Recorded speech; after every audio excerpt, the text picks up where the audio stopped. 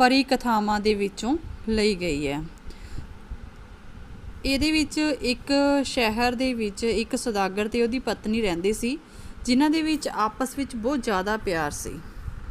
ਇੱਕ ਵਾਰੀ ਜਿਹੜਾ ਸੌਦਾਗਰ ਸੀਗਾ ਉਹ ਵਪਾਰ ਕਰਨ ਲਈ ਚੱਲਿਆ ਤਾਂ ਉਸਦੀ ਪਤਨੀ ਨੇ ਕਿਹਾ ਕਿ ਤੁਸੀਂ ਬਾਹਰ ਜਾ ਰਹੇ ਹੋ, ਮੈਨੂੰ ਕਿਵੇਂ ਪਤਾ ਲੱਗੇਗਾ ਕਿ ਤੁਸੀਂ ਠੀਕ ਠਾਕ ਹੋ। ਤਾਂ ਸੌਦਾਗਰ ਨੇ ਕਿਹਾ ਕਿ ਇੱਕ ਛੁਰੀ ਦੇਤੀ ਉਹਨੂੰ, ਆਪਣੀ ਪਤਨੀ ਨੂੰ ਛੁਰੀ ਦਿੰਦੇ ਹੋਏ ਕਿਹਾ ਕਿ ਜਿੰਨਾ ਟਾਈਮ ਇਹ ਜਿਹੜੀ ਛੁਰੀ ਆ ਉਹ ਚਮਕਦੀ ਰਹੂਗੀ ਉਹ ਸਮਝਣਾ ਕਿ ਠੀਕ ਠਾਕ ਹਾਂ ਮੈਂ। ਜੇ ਇਸ ਦਾ ਰੰਗ ਕਾਲਾ ਪੈ ਗਿਆ ਤਾਂ ਸਮਝ ਲੈਣਾ ਕਿ ਇਹ ਮੈਂ ਬਿਮਾਰ ਹਾਂ। ਜੇ ਇਸ ਉੱਪਰ ਲਹੂ ਦੀਆਂ ਬੂੰਦਾਂ ਨੇ ਜਿਹੜੀਆਂ ਉਹ ਸਿੰਮਣ ਲੱਗ ਜਾਣ ਤਾਂ ਤੂੰ ਸਮਝ ਲੈਣਾ ਕਿ ਮੈਂ ਮਰ ਗਿਆ। ਫਿਰ ਸੌਦਾਗਰ ਨੇ ਆਪਣੀ ਪਤਨੀ ਨੂੰ ਕਿਹਾ ਕਿ ਮੈਂ ਵੀ ਤਾਂ ਤੁਹਾਨੂੰ ਪਿੱਛੇ ਇਕੱਲੇ ਛੱਡ ਕੇ ਜਾ ਰਿਹਾ ਅਤੇ ਤੁਹਾਡੀ ਸੁੱਖ ਸਾਂਦ ਦਾ ਮੈਨੂੰ ਕਿਵੇਂ ਪਤਾ ਚੱਲੇਗਾ।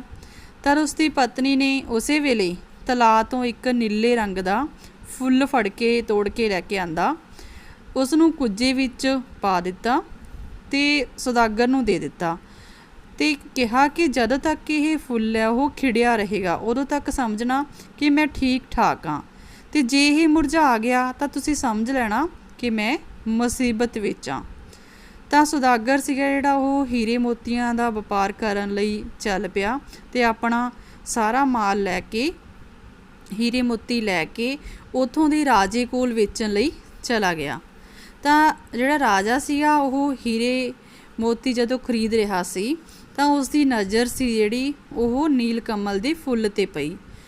ਤਾਂ ਉਸ ਨੇ ਪੁੱਛਿਆ ਕਿ ਇਹ ਫੁੱਲ ਬਿਨਾਂ ਪਾਣੀ ਤੋਂ ਇੰਨਾ ਤਾਜ਼ਾ ਅਤੇ ਖੂਬਸੂਰਤ ਕਿਵੇਂ ਆ। ਇਹ ਸਭ ਦੇਖ ਕੇ ਰਾਜਾ ਸੀ ਜਿਹੜਾ ਉਹ ਹੈਰਾਨ ਰਹਿ ਗਿਆ। ਤਾਂ ਉਹ ਸੌਦਾਗਰ ਤੋਂ ਪੁੱਛੇ ਬਿਨਾਂ ਨਾ ਰਹਿ ਸਕਿਆ ਕਿ ਇਸ ਦੀ ਖਾਸੀਅਤ ਕੀ ਹੈ। ਤਾਂ ਜਦੋਂ ਉਸਨੇ ਸੌਦਾਗਰ ਤੋਂ ਪੁੱਛਿਆ ਤਾਂ ਸੌਦਾਗਰ ਨੇ ਦੱਸਿਆ ਕਿ ਇਹ ਕਮਲ ਦਾ ਫੁੱਲ ਮੇਰੀ ਪਤਨੀ ਅਤੇ ਮੇਰੇ ਪ੍ਰੇਮ ਦਾ ਪ੍ਰਤੀਕ ਹੈ।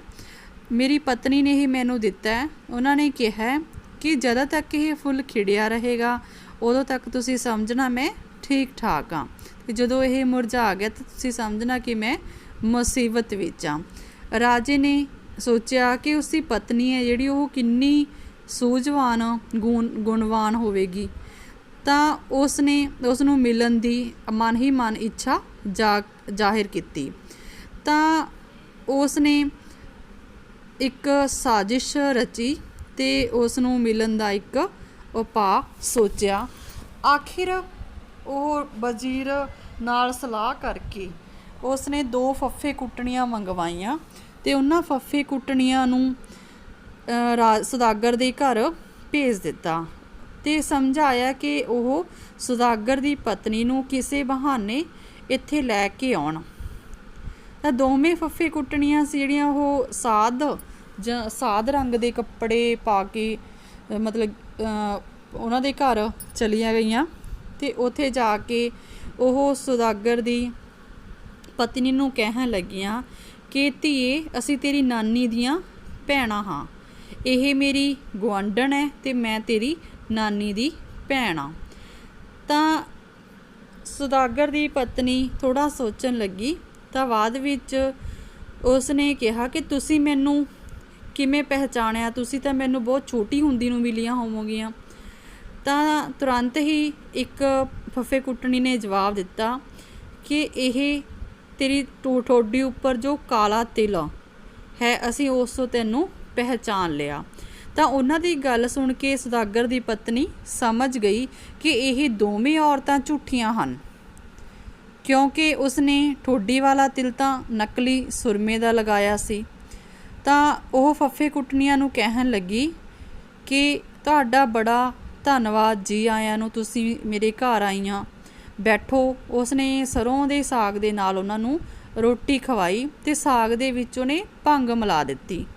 ਜਦੋਂ ਉਹ ਭੰਗ ਵਾਲਾ ਨਸ਼ਾ ਚੜ੍ਹ ਗਿਆ ਰੋਟੀ ਖਾ ਕੇ ਤਾਂ ਉਹ ਅਵਾ ਤਵਾ ਬੋਲਣ ਲੱਗੀਆਂ, ਉੱਚੀ ਉੱਚੀ ਗੱਲਾਂ ਕਰਨ ਲੱਗੀਆਂ ਕਿ ਹੁਣ ਤਾਂ ਅਸੀਂ ਸੌਦਾਗਰ ਦੀ ਪਤਨੀ ਨੂੰ ਰਾਜੇ ਕੋਲ ਲਿਜਾ ਕੇ ਰਵਾਂਗੀਆਂ ਅਤੇ ਰਾਜੇ ਤੋਂ ਬਹੁਤ ਸਾਰਾ ਇਨਾਮ ਪਾਵਾਂਗੀਆਂ। ਠੀਕ ਹੈ। ਤਾਂ ਇਹ ਗੱਲ ਸੁਣ ਕੇ ਸੁਦਾਗਰ ਦੀ ਪਤਨੀ ਨੇ ਉਹਨਾਂ ਨੂੰ ਇੱਕ ਕੋਠੇ ਦੇ ਵਿੱਚ ਮੰਜੇ ਨਾਲ ਬੰਨ੍ਹ ਦਿੱਤਾ ਤੇ ਬਾਰ-ਬਾਰ ਉਹਨਾਂ ਨੂੰ ਉਹ ਭੰਗ ਦੇ ਪਕੌੜੇ ਖਵਾਉਂਦੀ ਰਹੀ ਤਾਂ ਕਿ ਉਹ ਨਸ਼ੇ ਦੇ ਵਿੱਚ ਰਹਿਣ। ਤੇ ਜਦੋਂ ਕਈ ਦਿਨ ਹੋ ਗਏ ਫੱਫੇ ਕੁੱਟਣੀਆਂ ਵਾਪਸ ਨਾ ਆਈਆਂ ਤਾਂ ਰਾਜੇ ਤੇ ਵਜ਼ੀਰ ਨੇ ਉਹਨਾਂ ਸੁਦਾਗਰ ਦੀ ਪਤਨੀ ਨੂੰ ਲਿਆਉਣ ਦੀ ਹੋਰ ਸਾਜ਼ਿਸ਼ ਰਚੀ। ਤਾਂ ਉਹਨੇ ਸੁਦਾਗਰ ਨੇ ਦੋ ਠੱਗ ਲੈ ਲਈ, ਰਾਜੇ ਨੇ 2 ਠੱਗ ਲੈ ਲਏ ਤੇ ਉਹ ਸੁਦਾਗਰਾਂ ਦਾ ਭੇਸ ਧਾਰ ਕੇ ਉਸ ਦੀ ਪਤਨੀ ਕੋਲ ਚਲੇ ਗਏ।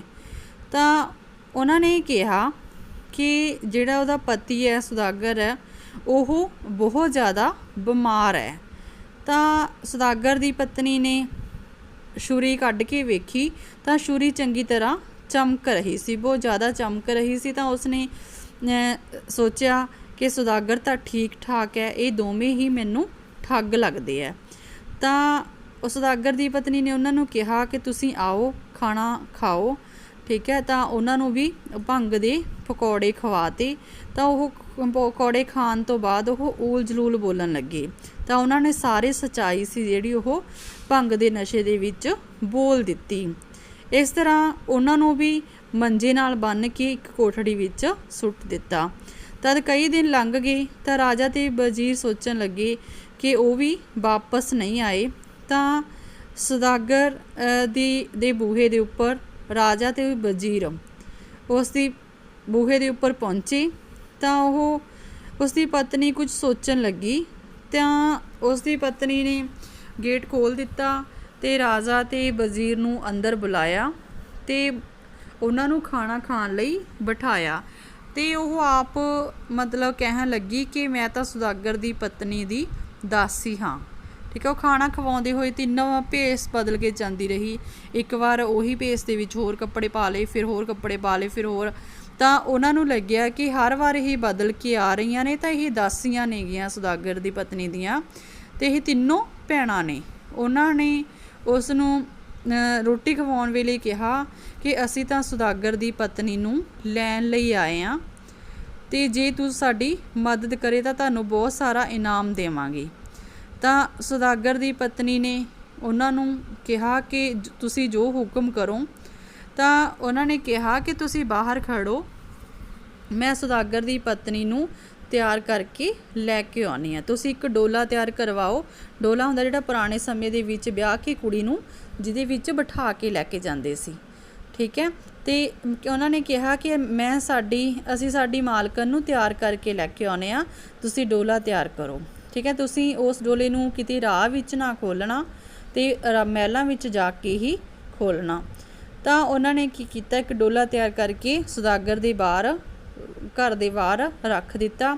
ਤਾਂ ਸੁਦਾਗਰ ਦੀ ਪਤਨੀ ਨੇ ਦੋਵੇਂ ਫੱਫੇ ਕੁੱਟਣੀਆਂ ਤੇ ਦੋਵੇਂ ਠੱਗਾਂ ਨੂੰ ਉਹਨਾਂ ਦੇ ਵਾਲ ਕੱਟ ਕੇ ਮੂੰਹ ਕਾਲੇ ਕਰਕੇ ਉਹਨਾਂ ਦੇ ਡੋਲੇ ਦੇ ਵਿੱਚ ਬਿਠਾ ਦਿੱਤਾ।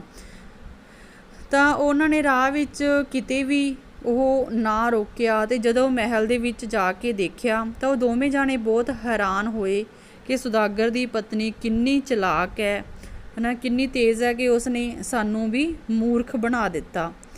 ਤਾਂ ਇਸ ਤੋਂ ਬਾਅਦ ਉਹਨਾਂ ਨੇ ਹੋਰ ਵੀ ਰਾਜੇ ਦੀ ਇੱਛਾ ਸੀ ਜਿਹੜੀ ਉਹ ਸੁਦਾਗਰ ਦੀ ਪਤਨੀ ਨੂੰ ਮਿਲਣ ਦੀ ਵੱਧਦੀ ਗਈ। ਤਾਂ ਇੱਕ ਦਿਨ ਉਸਨੇ ਕੀ ਕੀਤਾ ਕਿ ਉਹ ਰਾਜੇ ਦੀ ਪਤਨੀ ਸੁਦਾਗਰ ਨੂੰ ਕਹਿਣ ਲੱਗਾ ਕਿ ਉਹ ਉਸ ਦੀ ਪਤਨੀ ਨੂੰ ਵੀ ਇੱਥੇ ਹੀ ਲੈ ਆਵੇ ਕਿ ਮਹਿਲਾਂ ਦੇ ਵਿੱਚ ਉਹ ਉਸ ਨੂੰ ਮੰਤਰੀ ਬਣਾ ਕੇ ਰੱਖੇਗਾ। ਤਾਂ ਉਹ ਮੰਤਰੀ ਸੁਦਾਗਰ ਸੀ। ਜਦੋਂ ਉਹ ਵਾਪਸ ਘਰ ਆਇਆ ਤਾਂ ਸੁਦਾਗਰ ਦੀ ਪਤਨੀ ਸੀ ਜਿਹੜੀ ਉਹ ਸਾਰੀ ਗੱਲ ਨੂੰ ਸਮਝ ਗਈ। ਤਾਂ ਉਸਨੇ ਰਾਜੇ ਦੇ ਮਹਿਲਾਂ ਵਿੱਚ ਜਾਣ ਤੋਂ ਇਨਕਾਰ ਕਰ ਦਿੱਤਾ। ਤਾਂ ਉਸਨੇ ਮਤਲਬ ਸੁਦਾਗਰ ਨੂੰ ਰਾਜੇ ਦਾ ਮੰਤਰੀ ਬਣਾਉਣ ਦਾ ਲਾਲਚ ਦਿੱਤਾ ਕਿ ਉਹ ਉਸ ਨੂੰ ਮੰਤਰੀ ਬਣਾ ਕੇ ਰੱਖੇਗਾ। ਤਾਂ ਫਿਰ ਉਸਨੇ ਉਹਦੀ ਸਾਜ਼ਿਸ਼ ਜਿਹੜੀ ਉਹ ਕਾਮਯਾਬ ਨਾ ਹੋਈ। ਤਾਂ ਉਸਨੇ ਰਾਜੇ ਨੂੰ ਸੁਦਾਗਰ ਨੂੰ ਬਾਹਰ ਭੇਜਣ ਦਾ ਫੈਸਲਾ ਕੀਤਾ। ਉਸਨੇ ਕਿਹਾ ਕਿ ਉਹ ਕੁਝ ਨਾਂ ਦੀ ਕੋਈ ਚੀਜ਼ ਲੱਭ ਕੇ ਲੈ ਕੇ ਆਵੇ ਤਾਂ ਉਹ ਉਸ ਨੂੰ ਬਹੁਤ ਵੱਡਾ ਇਨਾਮ ਦੇਵੇਗਾ ਜਿਸ ਦੀ ਰਾਜੇ ਨੂੰ ਸਖਤ ਲੋੜ ਹੈ। ਤਾਂ ਸੁਦਾਗਰ ਸੀ ਜਿਹੜਾ ਉਹ ਘਰ ਆਇਆ ਅਤੇ ਉਸ ਦੀ ਪਤਨੀ ਨੇ ਉਸ ਨੂੰ ਜੰਗਲ ਵਿੱਚ ਕੁਝ ਲੱਭਣ ਲਈ ਭੇਜ ਦਿੱਤਾ। ਤੇ ਰਾਜਾ ਸੀ ਜਿਹੜਾ ਸੁਦਾਗਰ ਦੇ ਜਾਂਦੇ ਹੀ ਘਰ ਆਇਆ ਤਾਂ ਸੁਦਾਗਰ ਦੀ ਪਤਨੀ ਨੇ ਉਸ ਤੋਂ ਮਤਲਬ ਘਰ ਵਿੱਚੋਂ ਦੋ ਟੋਏ ਪਟਵਾ ਲਏ। ਇੱਕ ਟੋਏ ਦੇ ਵਿੱਚ ਖੰਭ ਰੂਈ ਵਗੈਰਾ ਸੁੱਟਤੀ, ਠੀਕ ਹੈ। ਇੱਕ ਦੇ ਵਿੱਚ ਗੰਨੇ ਦਾ ਸੀਰਾ, ਠੀਕ ਹੈ। ਗੰਨੇ ਦੇ ਮਤਲਬ ਜੂਸ ਕੱਢਣ ਤੋਂ ਬਾਅਦ ਜਿਹੜੇ ਸਿਲਕੇ ਵਗੈਰਾ ਬਚ ਜਾਂਦੇ ਨੇ ਉਹ ਸਾਰੇ ਇੱਕ ਟੋਏ ਵਿੱਚ ਭਰ ਦਿੱਤੇ। ਰਾਜਾ ਜਦੋਂ ਉਸ ਨੂੰ ਸੁਦਾਗਰ ਦੀ ਪਤਨੀ ਨੂੰ ਮਿਲਣ ਲਈ ਘਰ ਆਇਆ ਤਾਂ ਤੁਰੰਤ ਬਾਅਦ ਹੀ ਮਤਲਬ ਜਿਹੜਾ ਸੁਦਾਗਰ ਸੀ ਉਸਨੇ ਗੇਟ ਖੜਕਾ ਦਿੱਤਾ। ਤਾਂ ਰਾਜੇ ਦੀ ਇਹ ਸੁਣ ਕੇ ਮਤਲਬ ਗੇਟ ਖੜਕਦਾ ਸੁਣ ਕੇ ਉਸ ਦੇ ਪਸੀਨੇ ਛੁੱਟ ਗਏ। ਉਸ ਨੂੰ ਲੱਗਿਆ ਕਿ ਹੁਣ ਉਸ ਦੀ ਬਹੁਤ ਸਾਰੀ ਬੇਇੱਜ਼ਤੀ ਹੋਵੇਗੀ ਕਿ ਰਾਜਾ ਸੁਦਾਗਰ ਦੀ ਪਤਨੀ ਦੇ ਕੋਲ ਆਇਆ। ਤਾਂ ਇਹ ਸੁਣ ਕੇ ਉਸਨੇ ਸੁਦਾਗਰ ਦੀ ਪਤਨੀ ਨੂੰ ਕਿਹਾ ਕਿ ਮੈਨੂੰ ਕਿਤੇ ਛੁਪਾ ਦੇ। ਤਾਂ ਉਸਨੇ ਕੀ ਕੀਤਾ ਕਿ ਰਾਜੇ ਨੂੰ ਗੰਨੇ ਦੇ ਸੀਰੇ ਵਾਲੇ ਟੋਏ ਦੇ ਵਿੱਚ ਧੱਕਾ ਦੇ ਦਿੱਤਾ। ਤਾਂ ਰਾਜਾ ਉੱਥੋਂ ਵਾਪਸ ਨਿਕਲਿਆ ਤਾਂ ਉਸਨੇ ਉਸ ਨੂੰ ਰੂਈ ਵਾਲੇ ਟੋਏ ਵਿੱਚ ਧੱਕਾ ਦੇ ਦਿੱਤਾ। ਤਾਂ ਜਿਹੜੇ ਸਾਰੇ ਰੂਈ ਤੇ ਖੰਭ ਸੀਗੇ ਉਹ ਉਸ ਦੇ ਉੱਪਰ ਚਿੰਬੜ ਗਏ। ਤਾਂ ਉਸ ਜਦੋਂ ਉਹਨੇ ਗੇਟ ਖੋਲ੍ਹਿਆ ਤੇ ਵਜ਼ੀਰ ਨੂੰ ਬੁਲਾਇਆ ਤੇ ਰਾਜੇ ਦੀ ਗਲ ਵਿੱਚ ਰੱਸੀ ਪਾ ਕੇ ਕਿਹਾ ਕਿ ਕੁਝ ਨਾਮ ਦੀ ਚੀਜ਼ ਤਾਂ ਮਿਲ ਗਈ ਹੈ। ਤੇ ਰਾਜੇ ਦੀ ਗਲ ਦੇ ਵਿੱਚ ਰੱਸਾ ਪਾ ਕੇ ਵਜ਼ੀਰ ਨੂੰ ਫੜਾ ਦਿੱਤਾ ਕਿ ਉਹ ਮਹਿਲ ਲੈ ਜਾਵੇ, ਠੀਕ ਹੈ। ਤਾਂ ਉੱਥੇ ਜਾ ਕੇ ਵਜ਼ੀਰ ਸੀਗਾ ਜਿਹੜਾ ਉਹਨੇ ਰਾਜੇ ਨੂੰ ਦੇਖਿਆ ਕਿ ਪਹਿਚਾਣ ਲਿਆ ਕਿ ਰਾਜਾ ਹੈ। ਤਾਂ ਰਾਜਾ ਉੱਚੀ ਉੱਚੀ ਰੋਣ ਲੱਗਾ। ਤਾਂ ਉਹਨੇ ਕਦੇ ਵੀ ਮਤਲਬ ਇਹੋ ਜਿਹੀ ਗਲਤੀ ਕਰਨ ਤੋਂ ਤੋਬਾ ਕੀਤੀ, ਸੁਦਾਗਰ ਦੀ ਪਤਨੀ ਤੋਂ ਤੋਬਾ ਮੰਗੀ, ਮਾफ़ੀ ਮੰਗੀ। ਤਾਂ ਦੂਜੇ ਦਿਨ ਸਵੇਰੇ ਦਰਬਾਰ ਵਿੱਚ ਜਾ ਕੇ ਰਾਜੇ ਨੇ ਉਸ ਸੁਦਾਗਰ ਨੂੰ ਬਹੁਤ ਸਾਰਾ ਧਨ ਦਿੱਤਾ। ਤੇ ਜਦੋਂ ਸੁਦਾਗਰ ਨੇ ਕਿਹਾ ਕਿ ਤੁਸੀਂ ਕਦੇ ਸਾਡੇ ਘਰ ਆਇਓ ਤਾਂ ਉਸਨੇ ਜਵਾਬ ਦਿੱਤਾ ਕਿ ਰਾਜੇ ਨੇ ਤਾਂ ਕਸਮ ਖਾਧੀ ਹੈ ਕਿ ਹੁਣ ਉਹ ਕਦੇ ਵੀ ਕਿਸੇ ਦੇ ਘਰ ਨਹੀਂ ਜਾਵੇਗਾ, ਠੀਕ ਹੈ। ਬੇਟਾ ਇਸ ਕਹਾਣੀ ਦਾ ਤੁਹਾਨੂੰ ਪੇਪਰ ਦੇ ਵਿੱਚ ਸਿਰਫ ਸਾਰ ਹੀ ਆਉਂਦਾ, ਇਸ ਕਰਕੇ ਤੁਹਾਨੂੰ ਸਿਰਫ ਕਹਾਣੀ ਪਤਾ ਹੋਣੀ ਚਾਹੀਦੀ ਹੈ, ਠੀਕ ਹੈ। ਤਾਂ ਇਹ ਕਹਾਣੀ ਨੂੰ ਚੰਗੀ ਤਰ੍ਹਾਂ ਯਾਦ ਕਰਿਓ।